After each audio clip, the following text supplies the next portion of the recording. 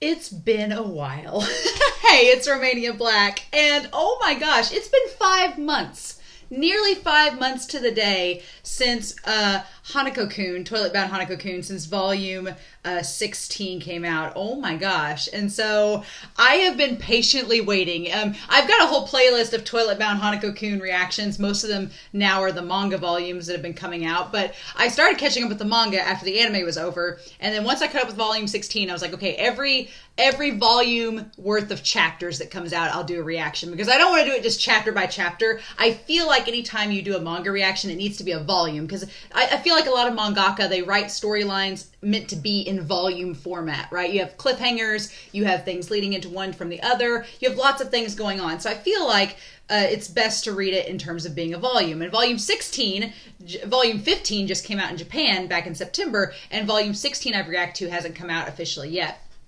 Or volume 16, one of the two has just came out. But this is volume 17, technically. Chapters 81 through 85. So 81, 82, 83, 84, 85 are going to be the chapters that we're going to look at today. And I've been patiently waiting. Y'all have been so nice to give me updates. Be like, Romania, here's the chapter, it's out. I'm like, ah! So I've been patiently waiting for these chapters to come out, and they're finally here.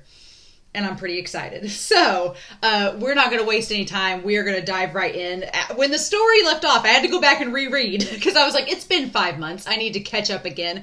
But in the Red House, we were back there, and Tsukasa apparently sacrificed himself to save Hanako, because Hanako was sickly as children. And so the real Tsukasa has been trapped inside the Red House and in the pit where the guy that Yashiro met has been. And the Tsukasa that we know has been a fake. Could be a demon, could be a deity, we don't know, but it's not the real Tsukasa, so that's terrifying. Freaky stuff like that happening, but Yashiro got separated from Kou and Tsukasa, and she got sent down basically into the pit where they went into during the summer camp, and she met a guy down there, and he's been helping her get back. And so she turned into a fish to get through the little pipeway to connect back to Kou and Tsukasa. About to say Tsubaka. But yeah, that's where we left off at. She turned into a fish to reunite with Kou. I'm pretty excited. I've been a little bit worried about Kou. He's been having some red flags of wanting to maybe become a wonder. I don't like that, because he's missing Mitsuba. Don't like that at all. And then knowing that Tsukasa has been a fake this whole time is pretty freaky. So I've been waiting for this volume for a long time. And so let's dive in. I'm so excited, y'all, that we're getting into this new volume this evening. I can't wait. And right before the new year, I was like, round out 2022 with another volume of Toilet Bound Hanako-Kun. Why not? So I'm pretty excited, y'all. I am watching this from a sketchy site, but it'll be okay. I'll just edit out the ads. So in any case, I'm excited, y'all, but let's go ahead and dive in, won't we? We're going to start this volume here in 3, 2, 1. Let's go.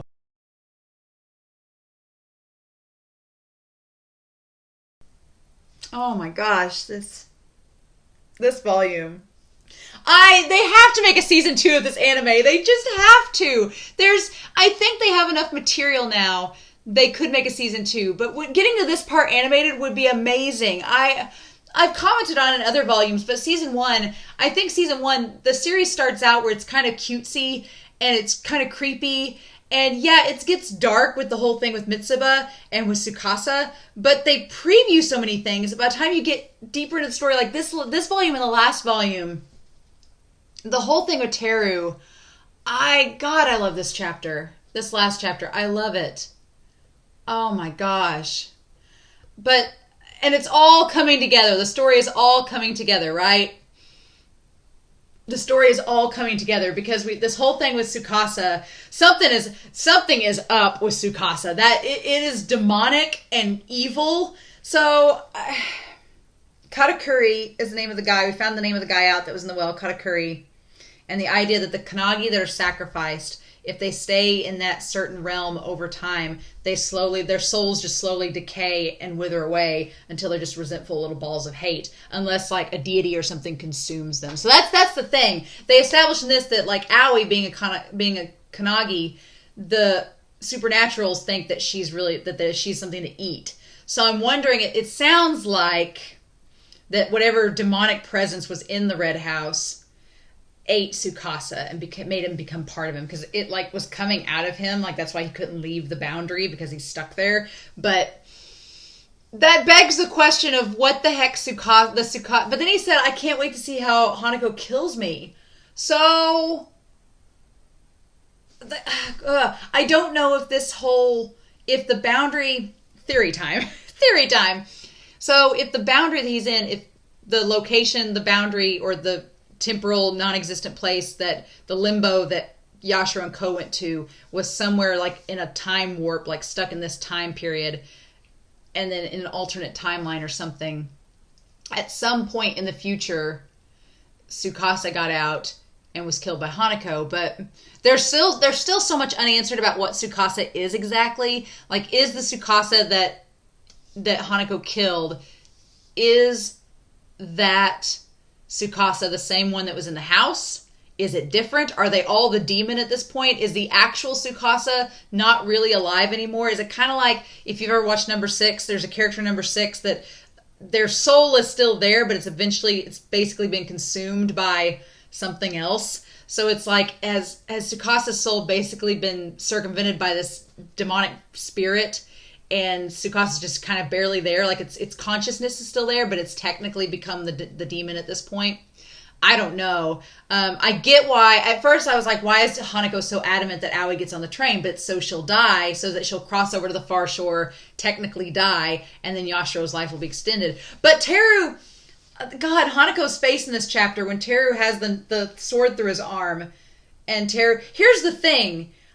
Teru talks about killing Hanako, but he probably could have killed Hanako already, right? Instead of having this lecture with him. He could have killed... Teru is such an odd character, because I feel like Teru has many personas. Like, he puts on the persona of the class president, he puts on the persona of the brother, he puts on the persona of the exorcist. Like, finding out what the real Teru is thinking is really hard, because he could have killed Hanako already. He really could have. As talented as Teru is, and he's got the sword through his arm, he could have killed Hanako already. But it's almost like he was waiting for Kou and them to get there to try to stop him, right?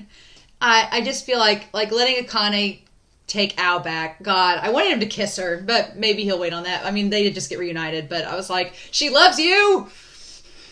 Damn it. It's love, damn it. And Hanako saying, I like everything. Like, he does like Yashiro. And the look on his face, the heartbroken look on his face when he was saying that Teru would kill her.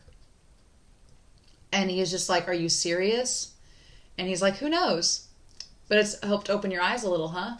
So basically saying, he's basically telling Hanako, he's like, you think that you're helping Yashiro by killing Aoi, and you've already killed someone, so you're like, what's one more person on my slate? I'm already dead, I'm already a ghost, what's it gonna hurt? But Teru's like, you're taking someone else's life to extend another person's life when you have no clue what the next day is going to come for that person. Like, he's like, you can't predict the future. You're going to kill this woman to extend your friend's life, but your friend could die the next day from something totally unrelated, and then it'd be a waste of two people's lives. So what Hanako is trying to do with Aoi is wrong, and Teru's trying to make him see that. And he's like, okay, I've taught you a life lesson, now it's time for you to go. And then that's when Kou shows up to stop him. Yeah. And I'm sure because Kou confronted him about it all. And then she's like, let's do... I want to say, first and foremost, I love how far Yashiro has come. Yashiro has gone from being like a meek little damsel in distress to like figuring out how to turn into a fish, how to escape, getting Hanako, running away with him. Like, they're getting off the train, but that means they're going into the part that's dissolving. So what we going to do? Oh my God. Yeah. So yeah, Hanako does like Yashiro. Totally confirmed, as if it wasn't already, but he's at least told someone else face to face. But, oh my gosh. I love this. I absolutely love this. This was such a good volume. Creepy too!